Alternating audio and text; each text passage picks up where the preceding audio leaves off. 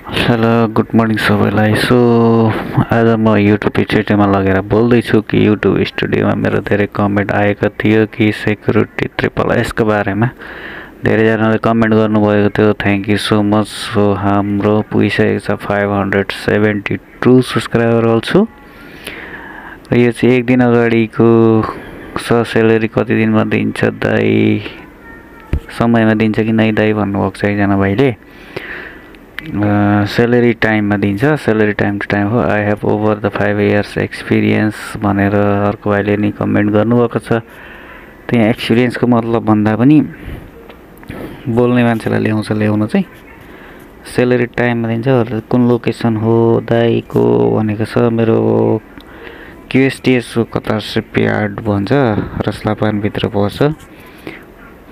अनि यो अर्को भाइले सोधेको थियो यो अर्को के कम्पनी भन्ने, त्यो कम्पनीको बारेमा मैले चाहिँ खोजिरहेको छु तर भेटेको छैन है त ब्रो। पछि त्यसको भिडियो बनाउँछु। Brother how long you have to been there just move go there भनेर सोध्नुभएको छ। म यहाँ आएको चाहिँ 1 वर्षभन्दा ज्यादा भयो।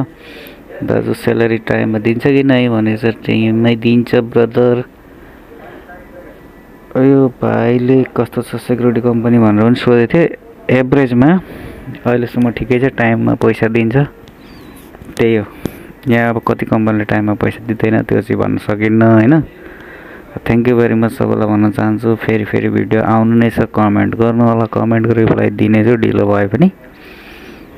र सबैले सेयर एन्ड सब्सक्राइब गर्न नबिर्सनु।